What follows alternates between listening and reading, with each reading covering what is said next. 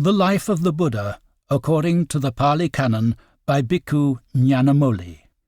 Read by Hayward B. Morse and Leighton Pugh, with Nicolette Mackenzie, John Foley, and Jinananda. Namo tassa, bhagavato arahato, samma sambuddhassa. Sabba papasa akaranang, kusalasa upasampada.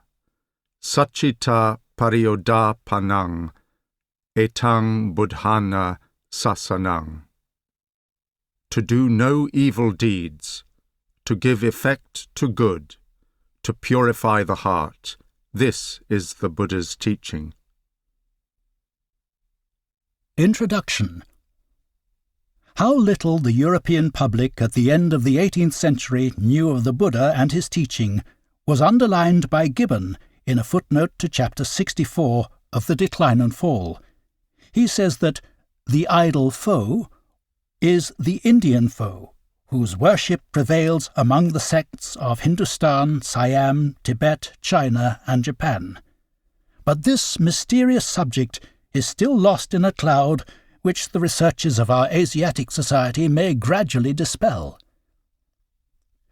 The fact was that plenty of reliable information had actually come to Europe from the East, but it was not published, and remained in manuscript form, locked away in libraries.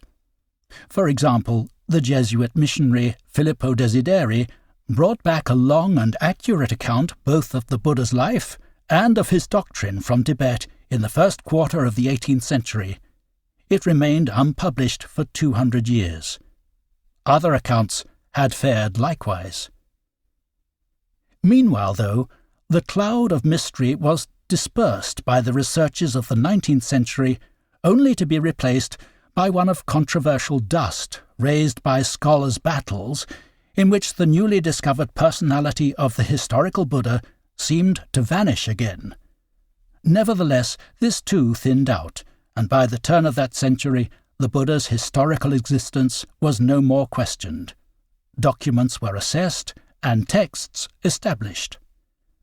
Of those documents, whose number is enormous, the Pali Canon, or Tipitaka as it is called, was, and is still generally, considered to be the oldest, somewhat older than its Sanskrit counterpart, though some Sanskritists resist this opinion.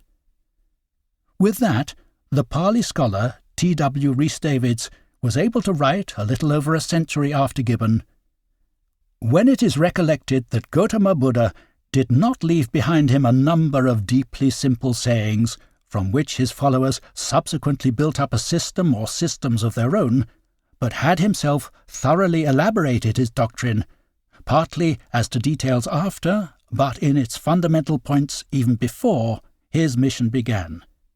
That during his long career as a teacher, he had ample time to repeat the principles and details of the system over and over again to his disciples, and to test their knowledge of it.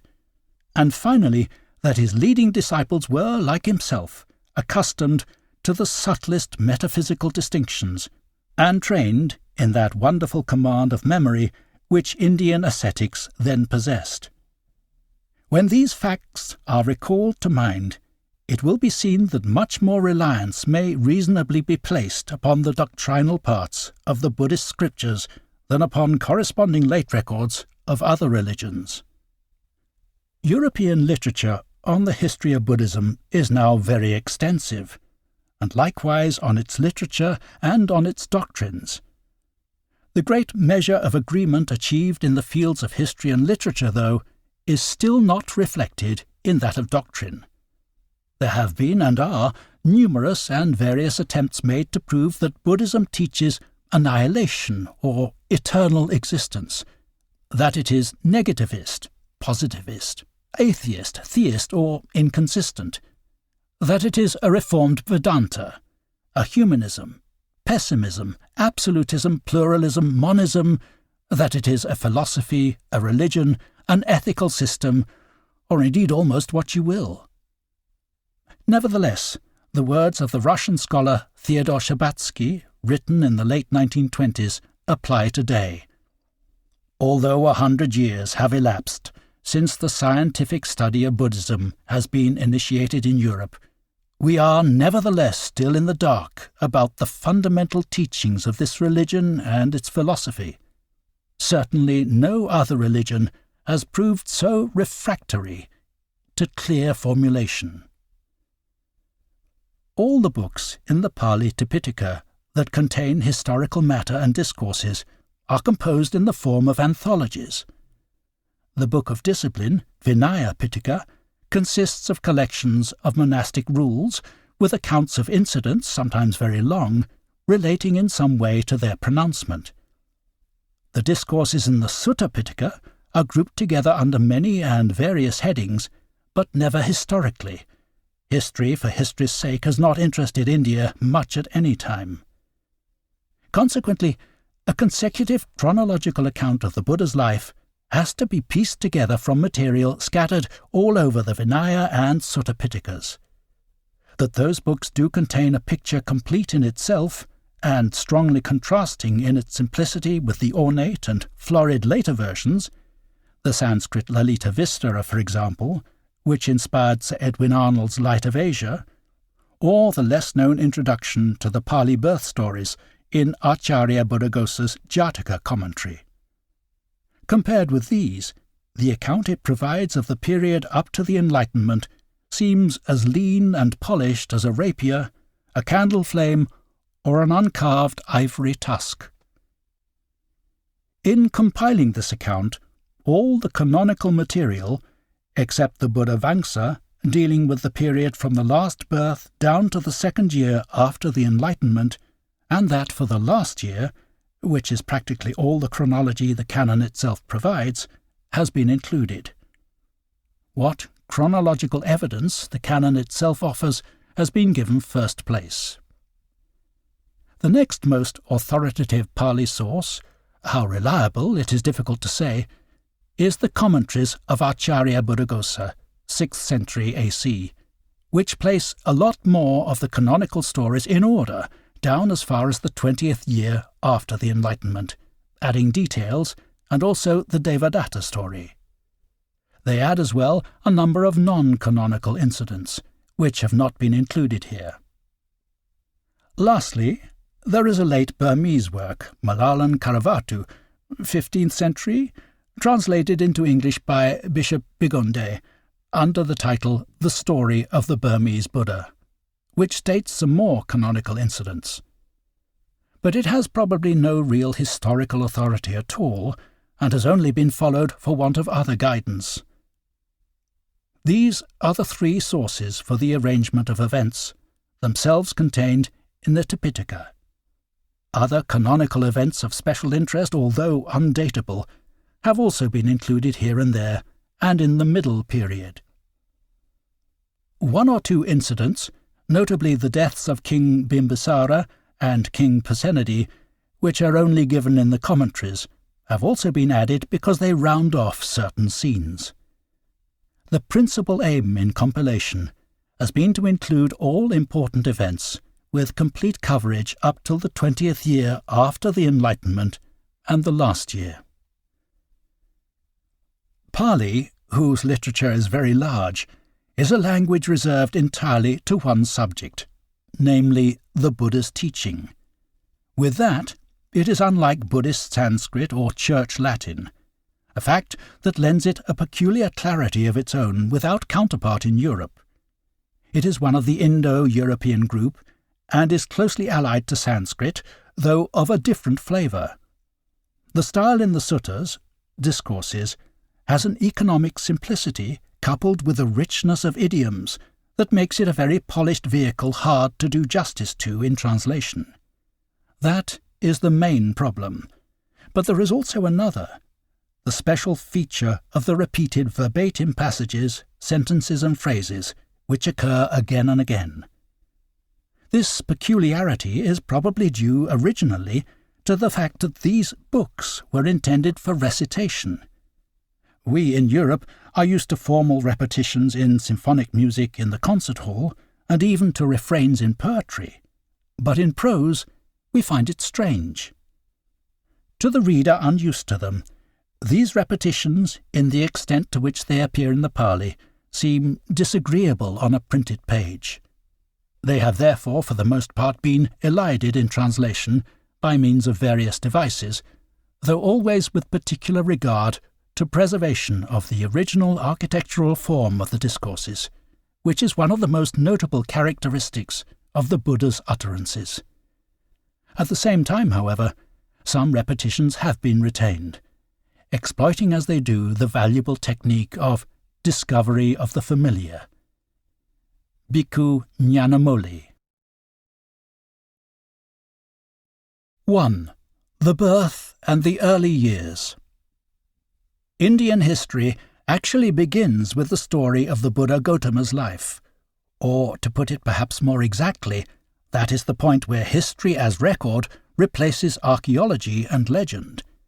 For the documents of the Buddha's life and teaching, the earliest Indian documents to be accorded historical standing, reveal a civilization already stable and highly developed, which can only have matured after a very long period indeed. Now the Buddha attained his complete enlightenment at Aruvala, in the Ganges plain, which is called the Middle Country. As distances are reckoned in India, it was not very far from the immemorial holy city of Benares. His struggle to attain enlightenment had lasted 6 years, and he was then 35 years old. From that time onward, he wandered from place to place in central India for the space of 45 years, constantly explaining the 4 noble truths that he had discovered. The final parinibbana took place, as it is now calculated in Europe, in the year 483 BC, traditionally on the full moon day of the month of May.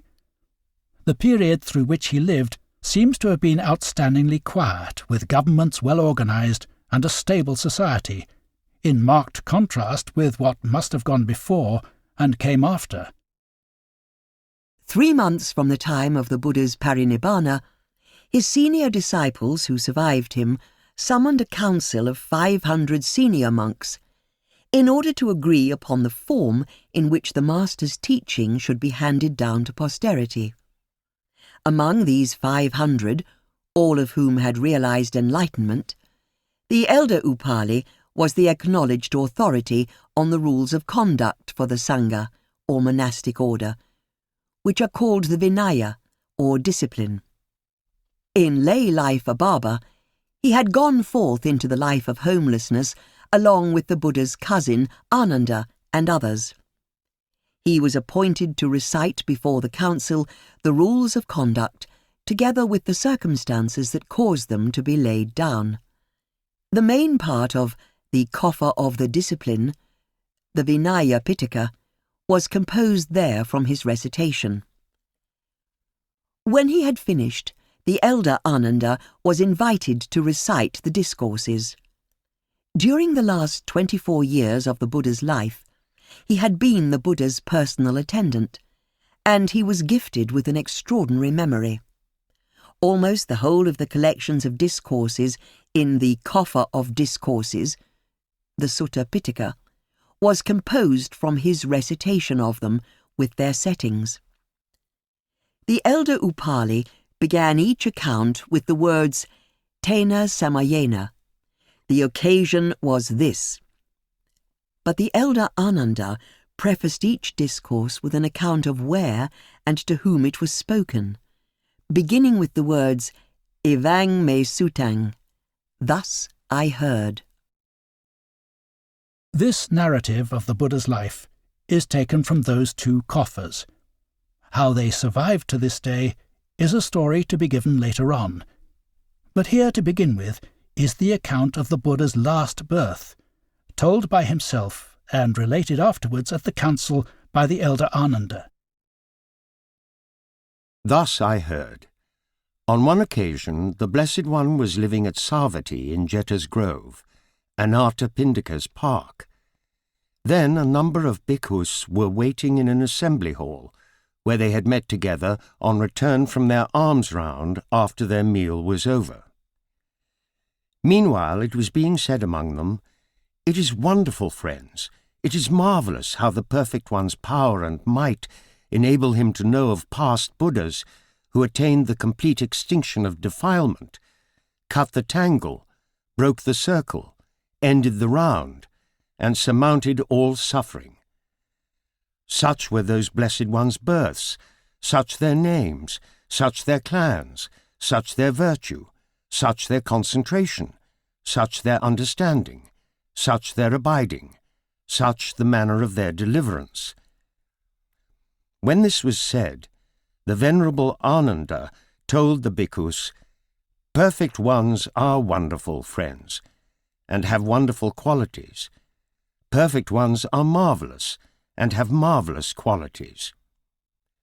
However, their talk meanwhile was left unfinished, for now it was already evening, and the Blessed One, who had risen from retreat, came to the assembly hall and sat down on the seat made ready. Then he asked the bhikkhus, "Bhikkhus, for what talk are you gathered together here now? And what was your talk meanwhile that was left unfinished?" What the bhikkhus and the Venerable Ananda had said was related, and they added, "Lord, this was our talk meanwhile that was left unfinished, for the Blessed One arrived." Then the Blessed One turned to the Venerable Ananda. "That being so, Ananda, explain the Perfect One's wonderful and marvelous qualities more fully." "I heard and learned this, Lord, from the Blessed One's own lips. Mindful and fully aware, the Bodhisattva, the being dedicated to enlightenment, appeared in the heaven of the contented, and I remember that as a wonderful and marvelous quality of the Blessed One. I heard and learned this, Lord, from the Blessed One's own lips. Mindful and fully aware, the Bodhisattva remained in the heaven of the contented. For the whole of that lifespan, the Bodhisattva remained in the heaven of the contented. Mindful and fully aware, the Bodhisattva passed away from the heaven of the contented and descended into his mother's womb. When the Bodhisattva had passed away from the heaven of the contented and entered his mother's womb, a great measureless light, surpassing the splendor of the gods, appeared in the world with its deities, its Maras, and its Brahma divinities, in this generation with its monks and Brahmins, with its princes and men. And even in those abysmal world interspaces of vacancy, gloom and utter darkness, where the moon and sun, powerful and mighty as they are, cannot make their light prevail, there too a great measureless light, surpassing the splendor of the gods, appeared, and the creatures born there perceived each other by that light. So it seems that other creatures have appeared here. And this 10,000-fold world system shook and quaked and trembled, and there too a great measureless light, surpassing the splendor of the gods, appeared. When the Bodhisattva had descended into his mother's womb, 4 deities came to guard him from the 4 quarters, so that no human or non-human beings, or anyone at all, should harm him or his mother. When the Bodhisattva had descended into his mother's womb, she became intrinsically pure, refraining by necessity from killing living beings, from taking what is not given, from unchastity, from false speech, and from indulgence in wine, liquor, and fermented brews. When the Bodhisattva had descended into his mother's womb, no thought of man associated with the 5 strands of sensual desires came to her at all, and she was inaccessible to any man with lustful mind. When the Bodhisattva had descended into his mother's womb, she at the same time possessed the 5 strands of sensual desires, and being endowed and furnished with them, she was gratified in them. When the Bodhisattva had descended into his mother's womb, no kind of affliction arose in her. She was blissful in the absence of all bodily fatigue, as though a blue, yellow, red, white, or brown thread were strung through a fine beryl gem of purest water, 8-faceted and well cut, so that a man with sound eyes, taking it in his hand, might review it thus: "This is a fine beryl gem of purest water, 8-faceted and well cut, and through it is strung a blue, yellow, red, white, or brown thread." So too the Bodhisattva's mother saw him within her womb with all his limbs, lacking no faculty. 7 days after the Bodhisattva was born, his mother died, and was reborn in the heaven of the contented. Other women give birth after carrying the child in the womb for 9 or 10 months, but not so the Bodhisattva's mother. She gave birth to him after carrying him in her womb for exactly 10 months. Other women give birth seated or lying down, but not so the Bodhisattva's mother. She gave birth to him standing up. When the Bodhisattva came forth from his mother's womb, first deities received him, then human beings. When the Bodhisattva came forth from his mother's womb, he did not touch the earth.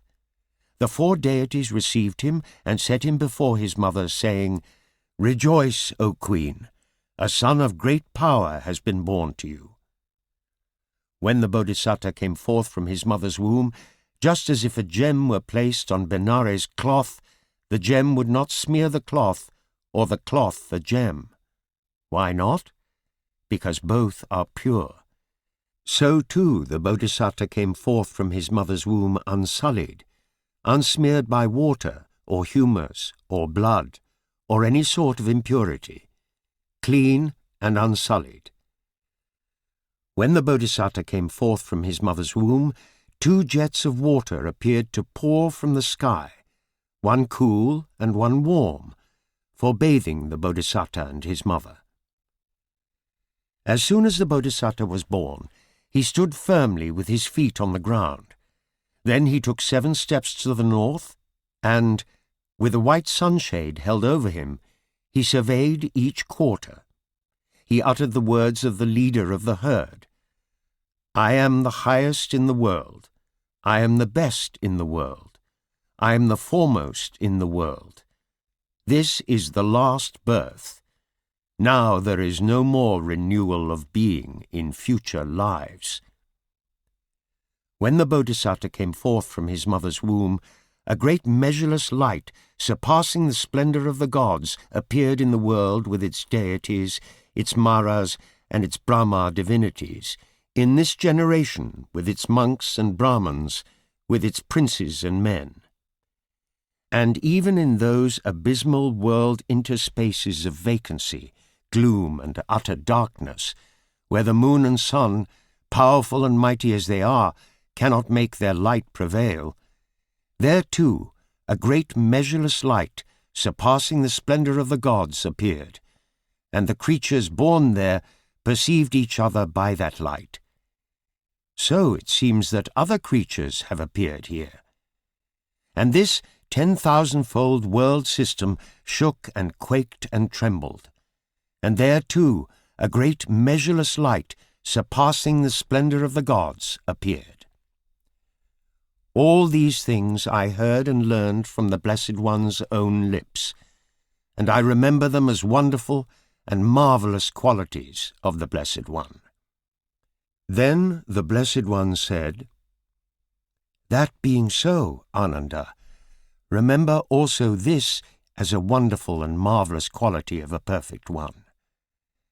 A perfect one's feelings of pleasure, pain, or equanimity are known to him as they arise, known to him as they are present, and known to him as they subside. His perceptions are known to him as they arise, known to him as they are present, and known to him as they subside. His thoughts are known to him as they arise, known to him as they are present, and known to him as they subside." Then Ananda said, "And that also I remember, Lord, as a wonderful and marvelous quality of the Blessed One." That is what the Venerable Ananda said. The Master approved. The bhikkhus were satisfied, and they delighted in the Venerable Ananda's words. How a Brahmin seer, a seer of the divine or priestly caste, foretold the coming enlightenment is told in a song. The sage Asita, in his daytime meditation, saw that the gods, those of the company of 30, were happy and gay, all brightly clad, waving flags, the while their ruler Sakka they were wildly cheering. Now when he saw the gods so happy and elated, respectfully he greeted them and asked them this: "Why is the company of gods so joyful? Why have they brought out flags to brandish thus? There was no celebration such as this, even after the battle with the demons, wherein the gods won and the demons lost. What marvel have they heard that so delights them? See how they sing and shout and strum guitars, clapping their hands and dancing all about. O you that dwell on Meru's airy peaks, I beg you, leave me not in doubt, good sirs." At a Sakyan city in the land of Lumbini, a being to be enlightened, a priceless jewel is born in the world of men, for welfare and weal. Because of that we are extravagantly gay, the unique being, the personality sublime, the Lord of all men and foremost among mankind, will turn the wheel in the grove of the ancient seers, with the roar of the lion, the monarch of all beasts. On hearing this, the sage in haste went to Suddhodana's abode. There he sat down. "Where is the boy?" he asked the Sakyans. "Show him to me." Now when the Sakyans showed the child to Asita, his colour was as pure as beams of brilliant gold, wrought in a crucible, shining and clear. The joy of rapture flooded Asita's heart on seeing the boy bright as a flame and pure as the Lord of the stars herd, riding in the sky, dazzling as the cloudless autumn sun, while gods in the heavenly vault held over him a many-ribbed sunshade with 1,000 circles, brandishing gold-sticked chowries, though none saw the holders of the sunshade and the chowries. The sage with matted hair, called Kanasiri, seeing the boy, like a gold jewel upon brocade, with the white sunshade held above his head, received him full of joy and happiness. As soon as he received the Sakyan's lord, the adept in construing marks and signs exclaimed with ready confidence of heart, "Among the biped race, he is unique." Then he remembered, seeing his own lot, in very sadness, tears came to his eyes. The Sakyans saw him weeping, and they asked, "Will some misfortune then befall our prince?" But to the anxious Sakyans he replied, "As I foresee, no harm will touch the boy, nor is there any danger that awaits him. Be sure he is not of the second rank, for he will reach the summit of true knowledge, a seer of the peerless purity. Through pity for the many, he will set the Dhamma wheel turning and spread his life of holiness. But little of my lifespan now remains, and I shall die meanwhile. I shall not hear the matchless hero teaching the good Dhamma. That saddens me, that loss distresses me." He that lived the holy life left the inner palace chamber after he had filled the Sakyans with an all-abounding joy. To his sister's son he went, moved by feelings of compassion, telling him the peerless hero's future finding of the Dhamma. "When news shall reach you that he is enlightened and living out the Dhamma he has found, then go to him and ask about his teaching, and live with that blessed one the holy life." So Nalaka, who had laid up a store of merit, forewarned by one who wished him well, who had foreseen the being to come, attained to utter purity, waited with guarded senses, expecting the victor. On hearing that the noble victor had rolled the wheel, he went to him. He saw the Lord of all the seers, and trusted in him when he saw. Fulfilling Asita's behest, he questioned then the perfect sage about the silentness supreme. Though literature of a later date supplies many details of the early years, the Tipitaka itself has very little to say about them. There is in fact only reference to two incidents. Firstly, the reminiscence of the meditation under the rose apple tree while the Bodhisattva's father was working, doing the ceremonial ploughing at the opening of the sowing season, the commentary says, which we shall come to later. And secondly, there is the account of the three considerations, which correspond to three of the messengers, the old, the sick, and the dead, seen by the former Buddha Vipassi. I was delicate, most delicate, supremely delicate. Lily pools were made for me at my father's house solely for my benefit. Blue lilies flowered in one, white lilies in another, red lilies in a third. I used no sandalwood that was not from Benares. My turban, tunic, lower garments and cloak were all made of Benares cloth. A white sunshade was held over me day and night, so that no cold or heat or dust or grit or dew might inconvenience me. I had 3 palaces, one for the winter, one for the summer, and one for the rains. In the rains palace I was entertained by minstrels with no men among them. For the 4 months of the rains I never went down to the lower palace. Though meals of broken rice with lentil soup are given to the servants and retainers in other people's houses, in my father's house white rice and meat was given to them. Whilst I had such power and good fortune, yet I thought, when an untaught, ordinary man who is subject to aging, not safe from aging, sees another who is aged, he is shocked, humiliated, and disgusted, for he forgets that he himself is no exception. But I too am subject to aging, not safe from aging, and so it cannot befit me to be shocked, humiliated, and disgusted on seeing another who is aged. When I considered this, the vanity of youth entirely left me.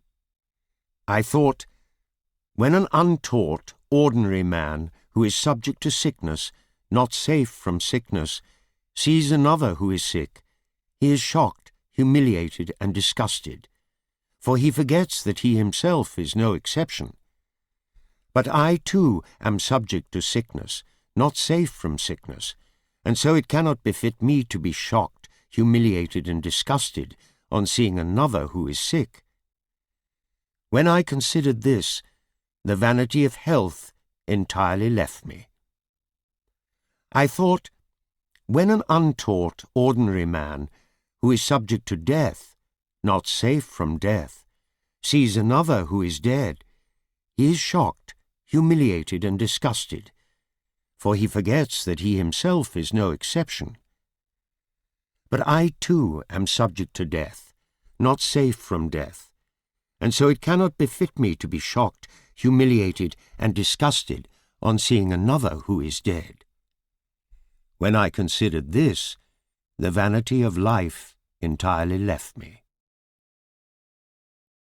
2. The struggle for enlightenment.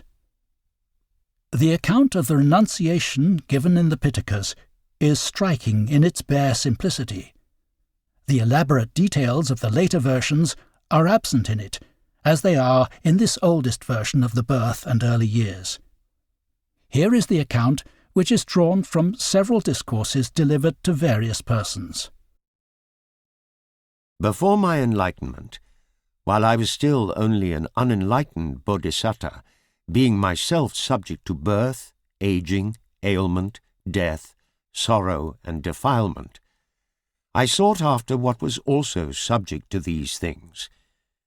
Then I thought, why, being myself subject to birth, aging, ailment, death, sorrow, and defilement, do I seek after what is also subject to these things? Suppose, being myself subject to these things, seeing danger in them, I sought after the unborn, unaging, unailing, deathless, sorrowless, undefiled, supreme surcease of bondage, Nibbana. Before my enlightenment, while I was still only an unenlightened bodhisattva, I thought, house life is crowded and dusty. Life gone forth is wide open. It is not easy, living in a household, to lead a holy life as utterly perfect and pure as a polished shell. Suppose I shaved off my hair and beard, put on the yellow robe, and went forth from the house life into homelessness. Later, while still young, a black-haired boy blessed with youth, in the first phase of life, I shaved off my hair and beard, though my mother and father wished otherwise and grieved with tearful faces, and I put on the yellow robe and went forth from the house life into homelessness. Now I will tell the going forth, how he, the mighty seer, went forth, how he was questioned and described the reason for his going forth. The crowded life lived in a house exhales an atmosphere of dust. But life gone forth is open wide. He saw this, and he chose the going forth. By his so doing, he refused all evil action of the body, rejected all wrong kinds of speech, and rectified his livelihood besides. He went to Rajagaha town, the castle of the Magadhans. There he, the Buddha, went for alms, with many a mark of excellence. King Bimbisara from within his palace saw him passing by, and when he saw the excellence of all the marks, "Look, sirs," he said, "how handsome is that man, how stately, how pure and perfect is his conduct, with downcast eyes and mindful, looking only a plough yoke's length before him. His is no lowly lineage. Send the royal messengers at once to follow up the path the Bhikkhu takes." The messengers were sent at once and followed closely in his wake. Now which way will the Bhikkhu go? Where has he chosen his abode? He wanders on from house to house, guarding sense doors with real restraint, fully aware and mindfully. He soon has filled his begging bowl. His alms round is now done. The sage is setting out and leaves the town, taking the road to Pandava. He must live on the hill of Pandava. Now when he came to his abode, the messengers went up to him. The one of them turned back again to give the king the answer to his question. "The Bhikkhu, sire, like a tiger, or like a bull, or like a lion, is seated in a mountain cave upon the eastern slope of Pandava." The warrior heard the runner's tale. Then summoning a coach of state, he drove in haste out of the town, out to the hill of Pandava. He drove as far as he could go, and then descended from the coach. The little distance that remained he went on foot, till he drew near the sage. The king sat down, and he exchanged greetings and asked about his health. When this exchange of courtesy was done, the king then spoke to him these words: "You are quite young, a youth, a boy in the first phase of life.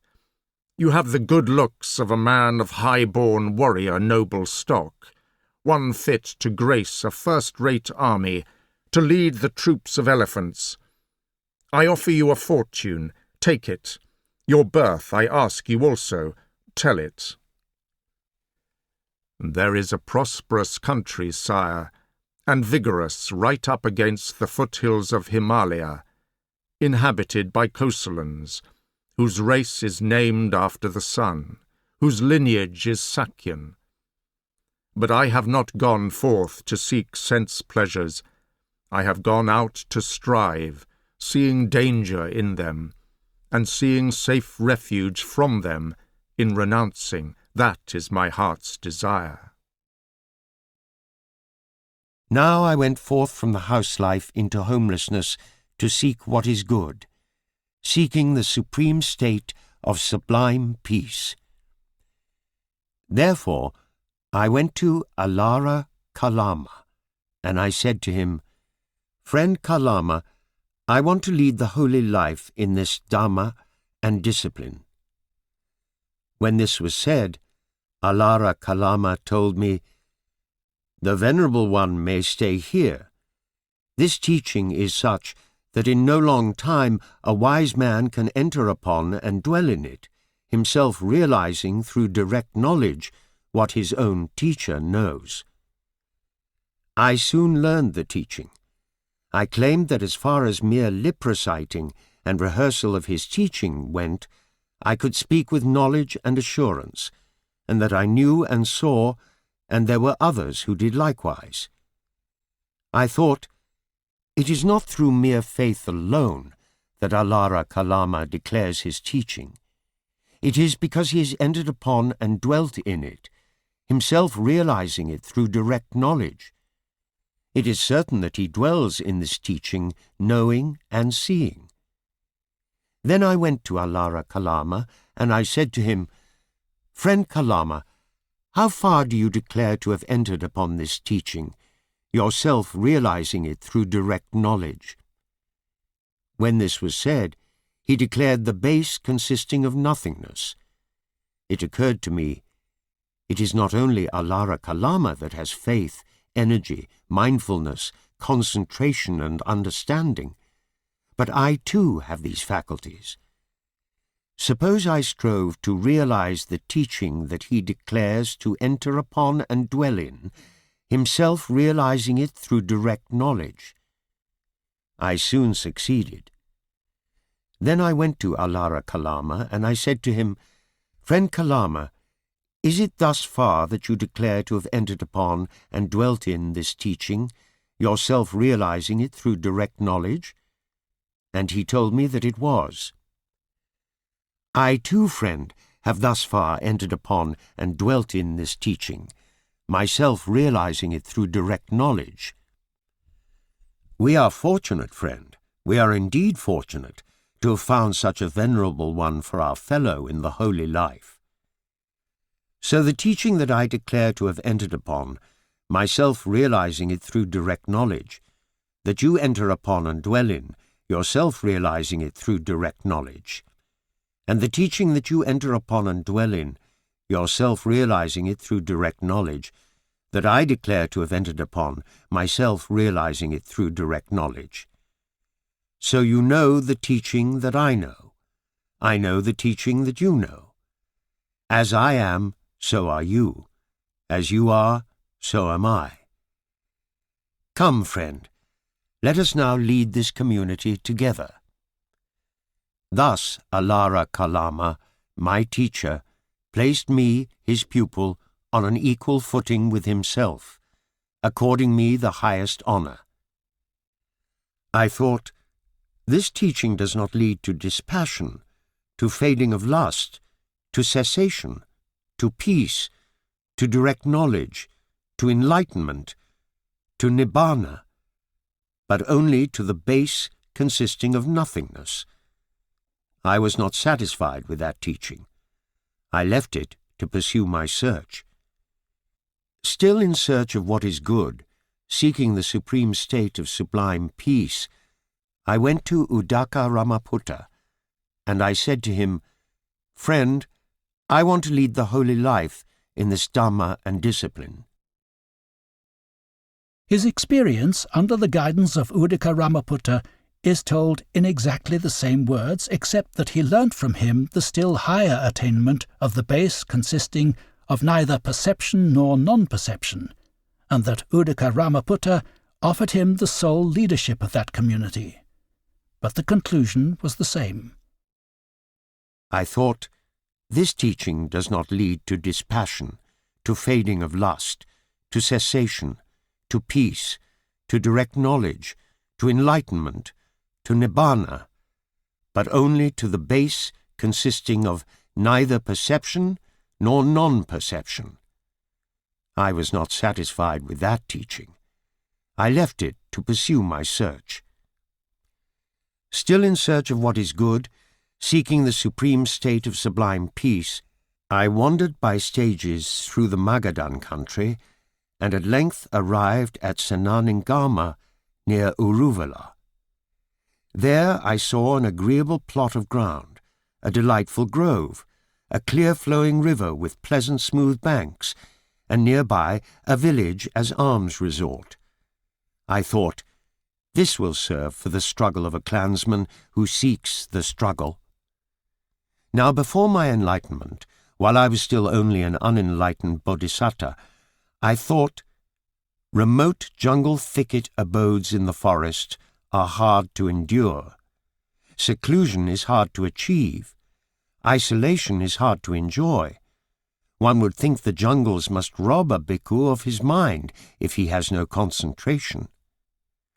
I thought, suppose some monk or Brahmin is unpurified in bodily, verbal, or mental conduct, or in his livelihood, is covetous and keenly sensitive to lust for sensual desires, or malevolent with thoughts of hate, or a prey to lethargy and drowsiness, or agitated and uncalm in mind, or doubting and uncertain, is given to self-praise and denigrating others, is subject to fright and horror, desires gain, honour and renown, is idle and wanting in energy, forgetful and not fully aware, unconcentrated and confused in mind, devoid of understanding and drivelling. When some such monk or Brahmin resorts to a remote jungle thicket abode in the forest, then, owing to those faults, he evokes unwholesome fear and dread. But I do not resort to a remote jungle thicket abode in the forest as one of those. I have none of those defects. I resort to a remote jungle thicket abode in the forest as one of the noble ones, who are free from these defects. Seeing in myself this freedom from such defects, I find great solace in living in the forest. I thought, but there are the specially holy nights of the half-moons of the 14th and 15th, and the quarter-moon of the 8th. Suppose I spent those nights in such awe-inspiring abodes as orchard shrines, woodland shrines, and tree shrines, which make the hair stand up. Perhaps I should encounter that fear and dread. And later, on such specially holy nights as the half-moons of the 14th and 15th, and the quarter-moon of the 8th, I dwelt in such awe-inspiring abodes as orchard shrines, woodland shrines, and tree shrines, which make the hair stand up. And while I dwelt there, a deer would approach me, or a peacock would knock off a branch, or the wind would rustle the leaves. Then I thought, surely this is the fear and dread coming. I thought, why do I dwell in constant expectation of the fear and dread? Why not subdue that fear and dread while maintaining the posture I am in when it comes to me? And while I walked, the fear and dread came upon me, but I neither stood nor sat nor lay down till I had subdued that fear and dread. While I stood, the fear and dread came upon me, but I neither walked nor sat down nor lay down till I had subdued that fear and dread. While I sat, the fear and dread came upon me, but I neither walked nor stood nor lay down till I had subdued that fear and dread. While I lay, the fear and dread came upon me, but I neither walked nor stood nor sat till I had subdued that fear and dread. Now 3 similes occurred to me spontaneously, never heard before. Suppose there were a wet, sappy piece of wood lying in water, and a man came with an upper fire stick, thinking, I shall light a fire. I shall produce heat. How do you conceive this? Would the man light a fire and produce heat by taking the upper fire stick and rubbing the wet, sappy piece of wood lying in water with it? No, Lord. Why not? Because it is a wet, sappy piece of wood, and besides it is lying in water. So the man would reap weariness and disappointment. So too, while a monk or Brahman lives still bodily and mentally not withdrawn from sensual desires, and while his lust, affection, passion, thirst, and fever for sensual desires are still not quite abandoned and quieted within him, then, whether the good monk or Brahman feels painful, racking, piercing feelings imposed by striving, or whether he does not, he is in either case incapable of knowledge and vision and supreme enlightenment. This was the first simile that occurred to me spontaneously, never heard before. Again, suppose there were a wet, sappy piece of wood lying on dry land, far from water, and a man came with an upper fire stick, thinking, I shall light a fire, I shall produce heat. How do you conceive this? Would the man light a fire and produce heat by taking the upper fire stick and rubbing the wet, sappy piece of wood lying on dry land, far from water, with it? No, Lord. Why not? Because it is a wet, sappy piece of wood, though it is lying on dry land, far from water. So the man would reap weariness and disappointment. So too, while a monk or Brahman lives still only bodily withdrawn from sensual desires, and while his lust, affection, passion, thirst, and fever for sensual desires are not quite abandoned and quieted within him, then, whether the good monk or Brahman feels painful, racking, piercing feelings imposed by striving, or whether he does not, he is in either case incapable of knowledge and vision and supreme enlightenment. This was the second simile that occurred to me spontaneously, never heard before. Again, suppose there were a dry, sapless piece of wood lying on dry land far from water, and a man came with an upper fire stick, thinking, I shall light a fire, I shall produce heat. How do you conceive this? Would the man light a fire and produce heat by taking the upper fire stick and rubbing the dry, sapless piece of wood lying on dry land far from water with it? Yes, Lord. Why so? Because it is a dry, sapless piece of wood, and besides it is lying on dry land far from water. So too, while a monk or Brahman lives both bodily and mentally withdrawn from sensual desires, and while his lust, affection, passion, thirst, and fever for sensual desires are quite abandoned and quieted within him, then, whether the good monk or Brahman feels painful, racking, piercing feelings imposed by striving, or whether he does not, he is in either case capable of knowledge and vision and supreme enlightenment. This was the third simile that occurred to me spontaneously, never heard before. I thought, suppose with my teeth clenched and my tongue pressed against the roof of my mouth, I beat down, constrain, and crush my mind with my mind. Then, as a strong man might seize a weaker by the head or shoulders and beat him down, constrain him and crush him, so, with my teeth clenched and my tongue pressed against the roof of my mouth, I beat down, constrained and crushed my mind with my mind. Sweat ran from my armpits while I did so. Though tireless energy was aroused in me and unremitting mindfulness established, yet my body was overwrought and uncalm because I was exhausted by the painful effort. But such painful feelings as arose in me gained no power over my mind. I thought, suppose I practice the meditation that is without breathing. I stopped the in-breaths and out-breaths in my mouth and nose. When I did so, there was a loud sound of winds coming from my ear holes, as there is a loud sound when a smith's bellows are blown. I stopped the in-breaths and out-breaths in my mouth and nose and ears.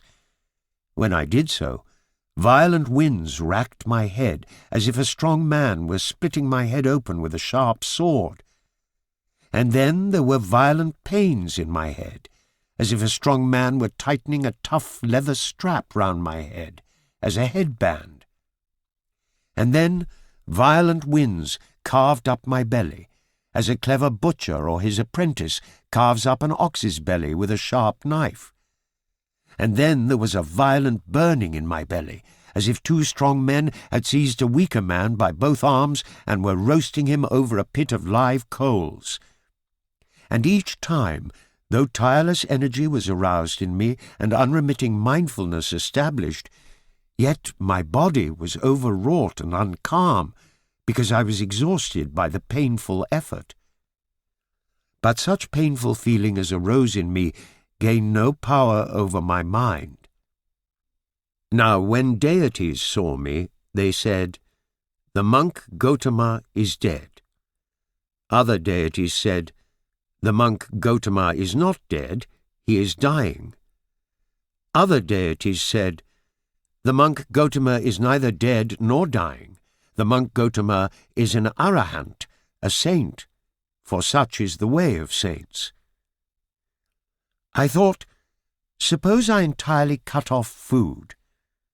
Then deities came to me and said, "Good sir, do not entirely cut off food.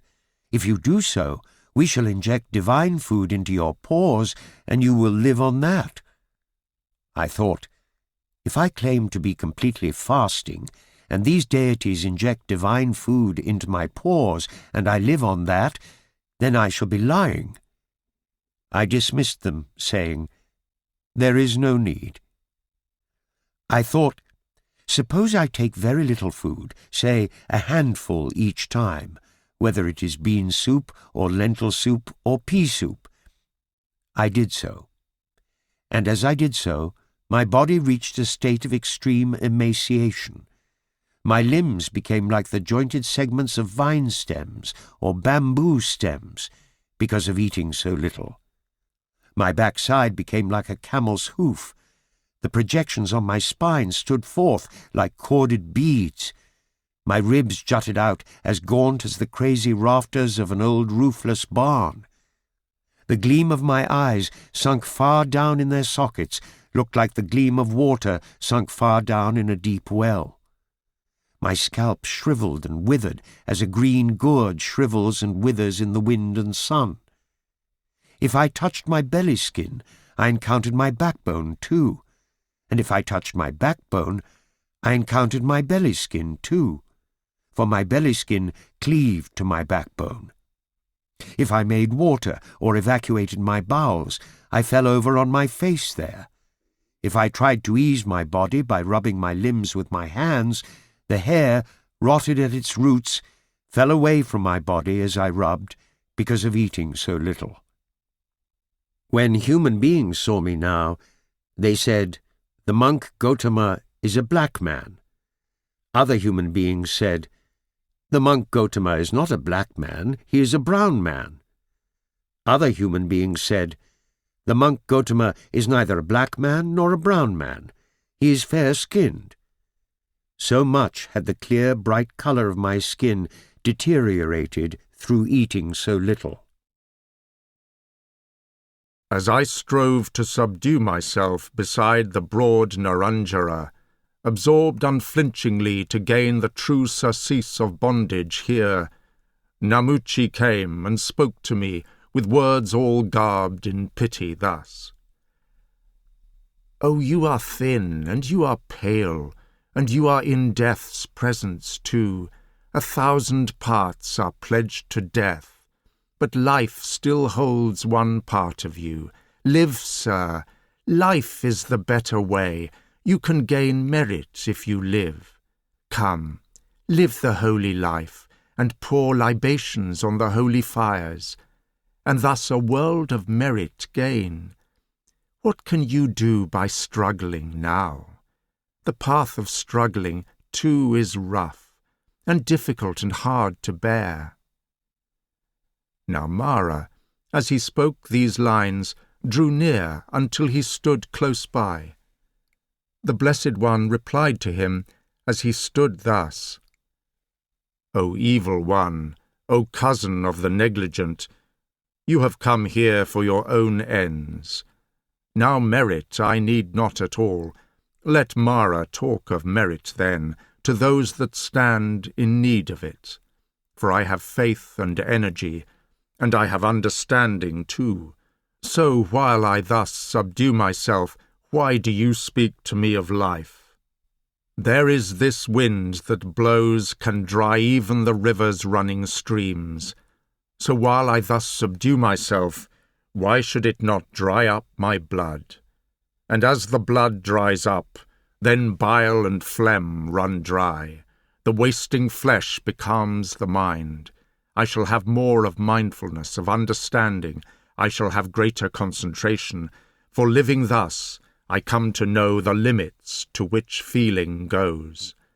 My mind looks not to sense desires. You see a being's purity. Your first squadron is sense desires. Your second is called boredom. Then hunger and thirst compose the third, and craving is the fourth in rank. The fifth is sloth and accidie, while cowardice lines up as sixth, uncertainty as seventh. The eighth is malice paired with obstinacy. Gain, honour, and renown besides, and ill-won notoriety, self-praise and denigrating others, these are your squadrons, Namuchi. These are the Black One's fighting squadrons. None but the brave will conquer them to gain bliss by the victory. I fly the ribbon that denies retreat. Shame on life here, I say. Better I die in battle now than choose to live on in defeat. There are ascetics and Brahmins that have surrendered here, and they are seen no more. They do not know the paths the pilgrim travels by. So, seeing Mara's squadrons now, arrayed all round with elephants, I sally forth to fight, that I may not be driven from my post. Your serried squadrons, which the world with all its gods cannot defeat, I shall now break with understanding, as with a stone a raw clay pot. I thought, whenever a monk or Brahmin has felt in the past, or will feel in the future, or feels now, painful, racking, piercing feeling due to striving, it can equal this, but not exceed it. But by this grueling penance, I have attained no distinction higher than the human state, worthy of the Noble One's knowledge and vision. Might there be another way to enlightenment?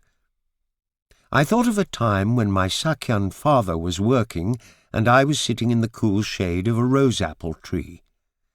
Quite secluded from sensual desires, secluded from unwholesome things, I had entered upon and abode in the first meditation, which is accompanied by thinking and exploring, with happiness and pleasure born of seclusion. I thought, might that be the way to enlightenment? Then, following up that memory, there came the recognition that this was the way to enlightenment. Then I thought, why am I afraid of such pleasure? It is pleasure that has nothing to do with sensual desires and unwholesome things. Then I thought, I am not afraid of such pleasure, for it has nothing to do with sensual desires and unwholesome things. I thought, it is not possible to attain that pleasure with a body so excessively emaciated. Suppose I ate some solid food, some boiled rice and bread. Now at that time 5 bhikkhus were waiting on me, thinking, if the monk Gautama achieves something, he will tell us. As soon as I ate the solid food, the boiled rice and bread, the 5 bhikkhus were disgusted and left me, thinking, "The monk Gotama has become self-indulgent. He has given up the struggle and reverted to luxury." 5 dreams now appeared to the Bodhisatta. It was the night before his attainment of enlightenment, and the dreams were a premonition that he was about to attain his goal. Just before the Perfect One, accomplished and fully enlightened, attained enlightenment, 5 momentous dreams appeared to him. What 5? While he was still only an unenlightened bodhisatta, the great earth was his couch. Himalaya, king of mountains, was his pillow. His left hand lay in the eastern ocean, his right hand lay in the western ocean. His feet lay in the southern ocean. This was the first dream that appeared to him, and it foretold his discovery of the supreme full enlightenment. While he was still only an unenlightened bodhisatta, a creeper grew up out of his navel and stood touching the clouds. This was the second dream that appeared to him, and it foretold his discovery of the noble eightfold path. While he was still only an unenlightened bodhisatta, white grubs with black heads crawled from his feet to his knees and covered them. This was the third dream that appeared to him, and it foretold that many white-clothed laymen would go for refuge to the Perfect One during his life. While he was only an unenlightened bodhisatta, 4 birds of different colors came from the 4 quarters, and as they alighted at his feet, they all became white. This was the 4th dream that appeared to him, and it foretold that the 4 castes, the warrior nobles, the Brahmin priests, the burgesses, and the plebeians, would realize the supreme deliverance when the Dhamma and the discipline had been proclaimed by the Perfect One. While he was still only an unenlightened bodhisatta, he walked upon a huge mountain of dirt without being fouled by the dirt. This was the 5th dream that appeared to him, and it foretold that although the Perfect One would obtain the requisites of robes, alms food, abode, and medicine, yet he would use them without greed or delusion or clinging, perceiving their dangers and understanding their purpose. The enlightenment itself is described in a number of discourses and from several different angles, as though one were to describe a tree from above, from below, and from various sides, or a journey by land, by water, and by air. There is the description of it as the attainment of the 3 true knowledges, told as following upon the development of meditation. Then there are descriptions of it in terms of the discovery of the structure of conditionality, in the impermanent process of being, and in terms of the search for the undeceiving interpretation, the true scale of value in the problematic world of ideals, acts and things, probabilities and certainties. Here is the description in terms of meditation leading up to the discovery of the 4 noble truths. Now, when I had eaten solid food and had regained strength, then quite secluded from sensual desires, secluded from unwholesome states, I entered upon and abode in the first meditation, which is accompanied by thinking and exploring, with happiness and pleasure born of seclusion. But I allowed no such pleasant feeling as arose in me to gain power over my mind. With the stilling of thinking and exploring, I entered upon and abode in the second meditation, which has internal confidence and singleness of mind without thinking and exploring, with happiness and pleasure born of concentration. But I allowed no such pleasant feeling as arose in me to gain power over my mind. With the fading as well of happiness, I abode in onlooking equanimity, mindful and fully aware. Still feeling pleasure with the body, I entered upon and abode in the third meditation, referring to which the noble ones announce, "He has a pleasant abiding who looks on with equanimity and is mindful." But I allowed no such pleasant feeling as arose in me to gain power over my mind. With the abandoning of bodily pleasure and pain, and with the previous disappearance of mental joy and grief, I entered upon and abode in the fourth meditation, which has neither pain nor pleasure, and the purity of whose mindfulness is due to onlooking equanimity. But I allowed no such pleasure as arose in me to gain power over my mind. When my concentrated mind was thus purified, bright, unblemished, and rid of imperfection, when it had become malleable, wieldy, steady, and attained to imperturbability, I inclined my mind to the knowledge of recollection of past lives. I recollected my manifold past lives, that is to say, 1 birth, 2, 3, 4, 5 births, 10, 20, 30, 40, 50 births, 100 births, 1,000 births, 100,000 births, many ages of world contraction, many ages of world expansion, many ages of world contraction and expansion. I was there so named, of such a race, with such an appearance, such food, such experience of pleasure and pain, such a life term. And passing away thence, I reappeared elsewhere, and there too I was so named, of such a race, with such an appearance, such experience of pleasure and pain, such a life term. Passing away thence, I reappeared here. Thus, with details and particulars, I recollected my manifold past life. This was the first true knowledge attained by me in the first watch of the night. Ignorance was banished, and true knowledge arose. Darkness was banished, and light arose, as happens in one who is diligent, ardent, and self-controlled. But I allowed no such pleasant feeling as arose in me to gain power over my mind. When my concentrated mind was thus purified, I inclined my mind to the knowledge of the passing away and reappearance of beings.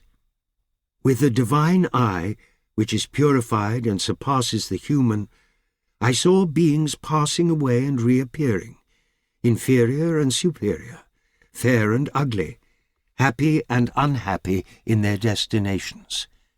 I understood how beings pass on according to their actions.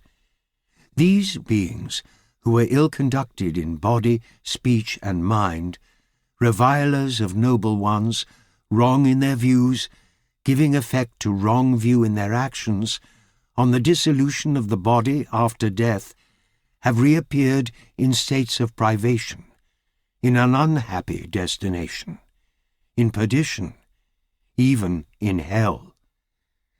But these worthy beings who were well conducted in body, speech, and mind, not revilers of noble ones, right in their views, giving effect to right view in their actions, on the dissolution of the body after death, have reappeared in a happy destination, even in a heavenly world. Thus, with the divine eye, which is purified and surpasses the human, I saw beings passing away and reappearing, inferior and superior, fair and ugly, happy and unhappy in their destinations. I understood how beings pass on according to their actions. This was the second true knowledge attained by me in the second watch of the night. Ignorance was banished, and true knowledge arose. Darkness was banished, and light arose, as happens in one who is diligent, ardent, and self-controlled. But I allowed no such pleasant feeling as arose in me to gain power over my mind. When my concentrated mind was thus purified, I inclined my mind to the knowledge of exhaustion of taints.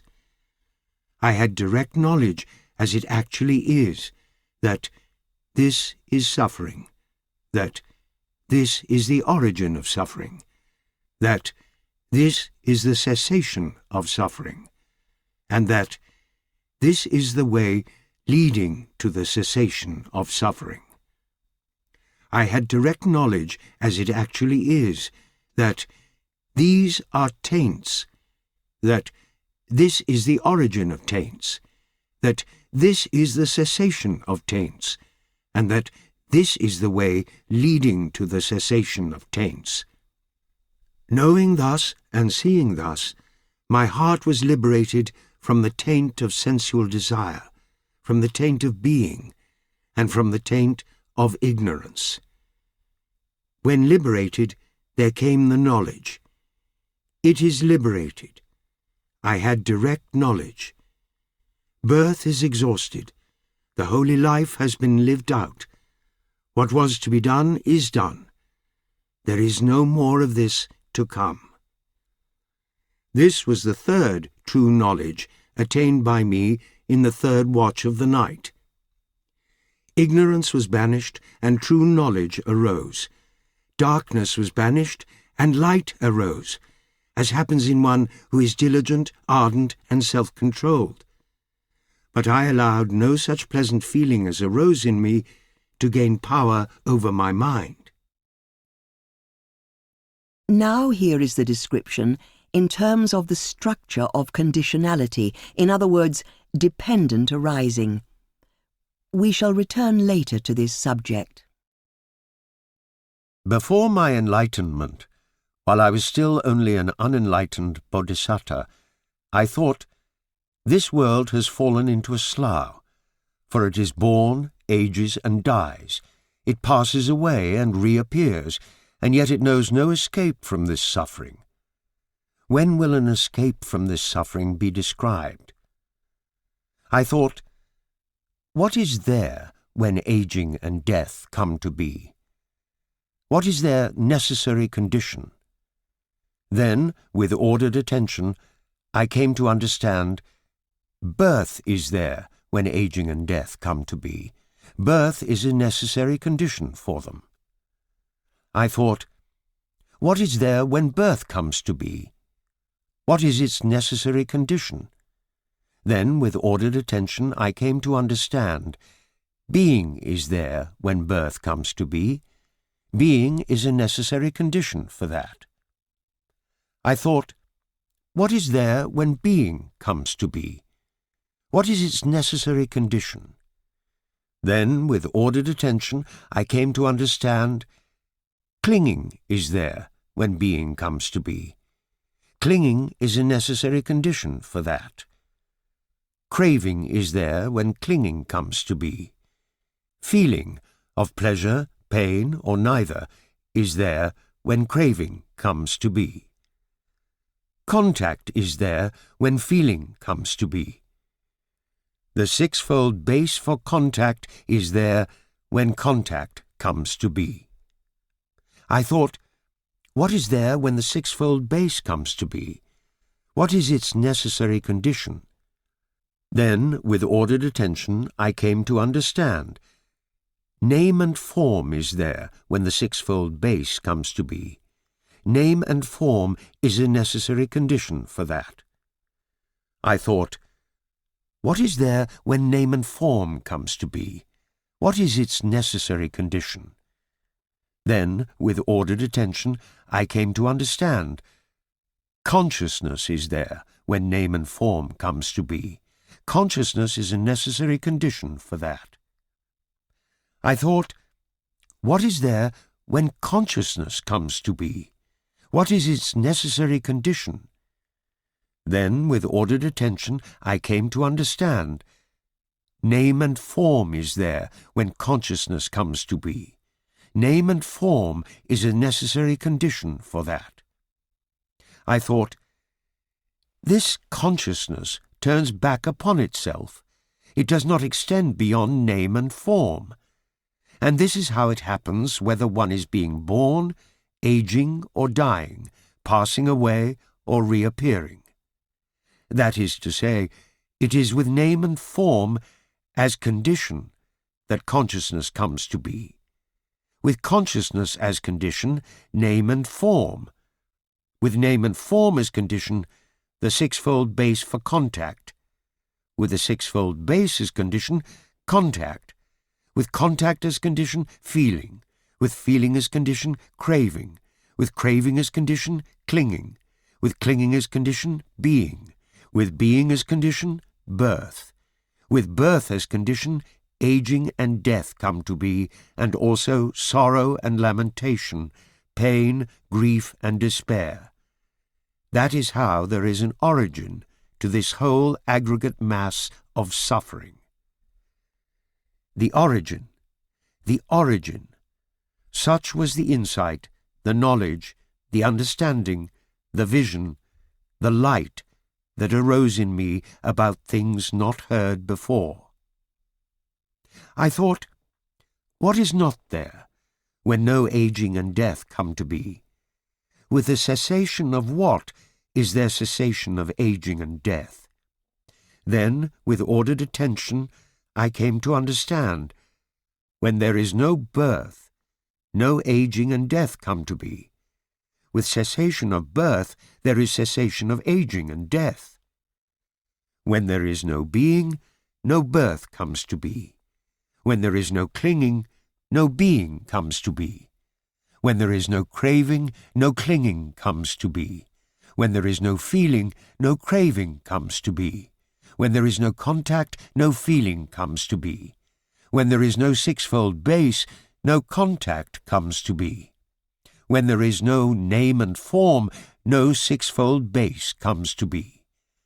When there is no consciousness, no name and form comes to be. I thought, what is not there when no consciousness comes to be? With cessation of what is there cessation of consciousness? Then, with ordered attention, I came to understand. When there is no name and form, no consciousness comes to be. With cessation of name and form, there is cessation of consciousness.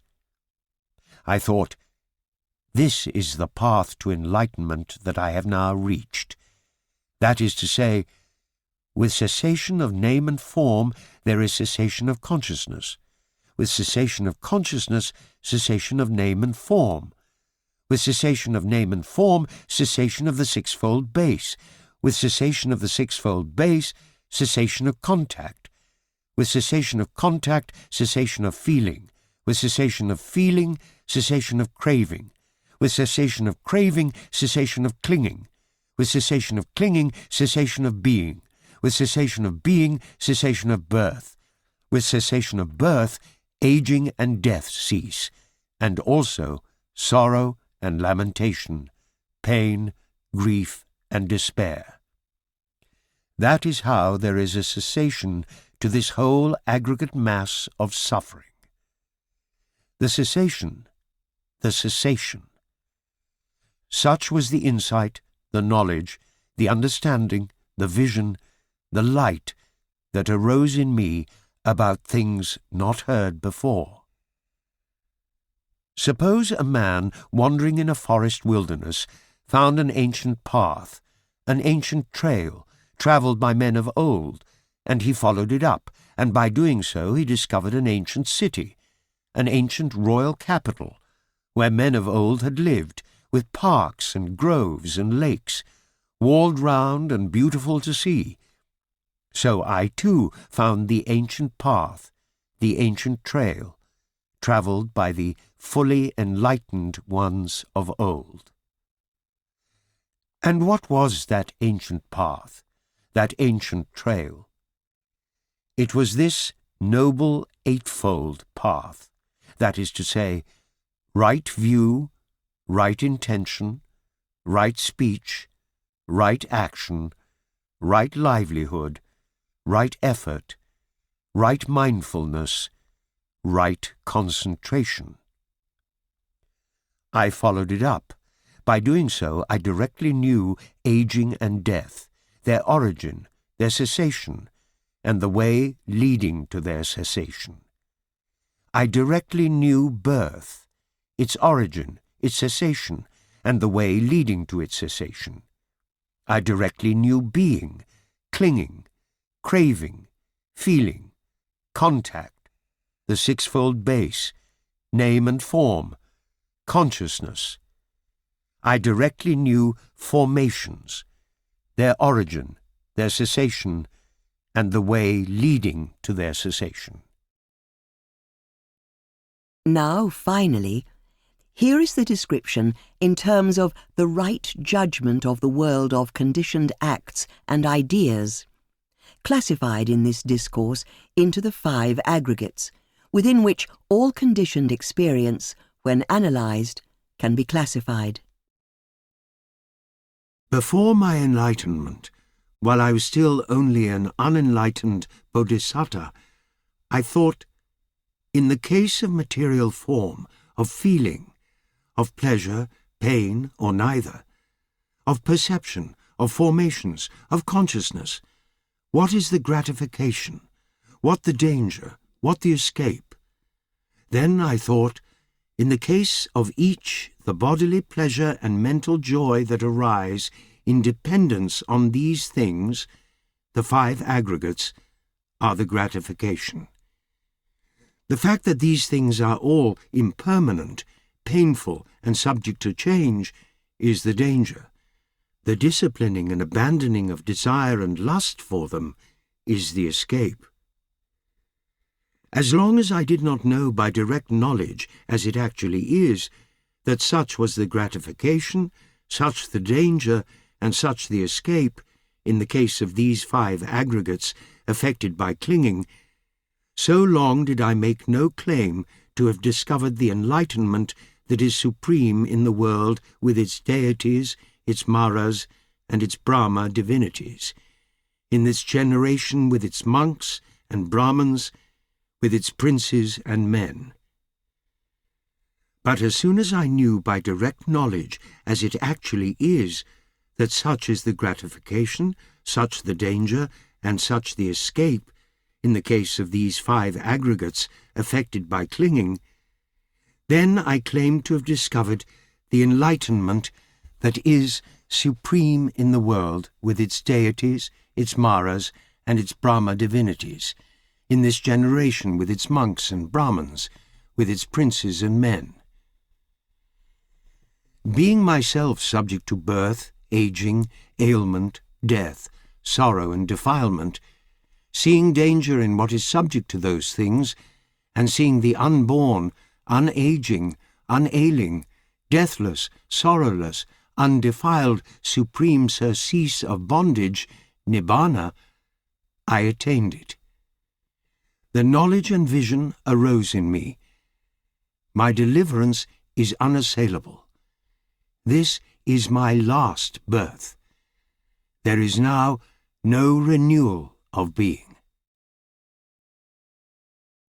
Enlightenment has now been gained, and tradition has it that the first words that came to the Buddha, now no longer the Bodhisattva, were these: Seeking but not finding the house builder, I travelled through the round of countless births. O painful is birth ever and again. House builder, you have now been seen, you shall not build the house again. Your rafters have been broken down, your ridge-pole is demolished too. My mind has now attained the unformed nibbana, and reached the end of every kind of craving. Those were the newly enlightened one's first words, though according to tradition they were not spoken aloud. The first words spoken aloud were those in the first of the 3 stanzas beginning, "When things are fully manifest." 3. After the Enlightenment. Thus I heard, On one occasion, when the Blessed One was newly enlightened, he was living at Aruvela by the banks of the river Neranjara, at the root of the Bodhi tree, the tree of enlightenment. Then the Blessed One sat at the root of the Bodhi tree for 7 days in one session, feeling the bliss of deliverance. At the end of the 7 days, he emerged from that concentration, and in the first watch of the night, his mind was occupied with dependent arising in forward order, thus: that comes to be when there is this. That arises with the arising of this. That is to say, it is with ignorance as condition that formations come to be. With formations as condition, consciousness. With consciousness as condition, name and form.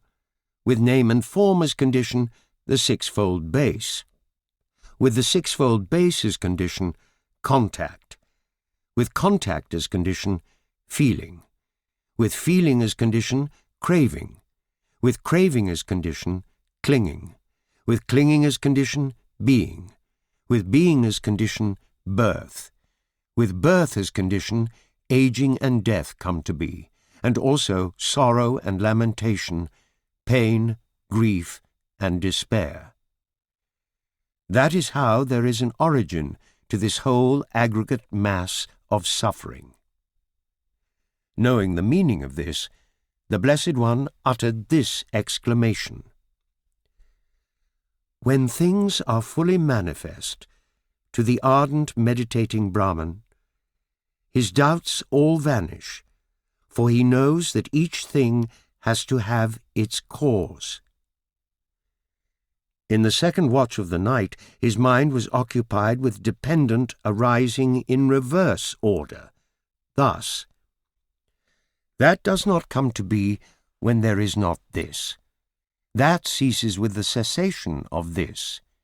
That is to say, with cessation of ignorance, there is cessation of formations. With cessation of formations, cessation of consciousness. With cessation of consciousness, cessation of name and form. With cessation of name and form, cessation of the sixfold base. With cessation of the sixfold base, cessation of contact. With cessation of contact, cessation of feeling. With cessation of feeling, cessation of craving. With cessation of craving, cessation of clinging. With cessation of clinging, cessation of being. With cessation of being, cessation of birth.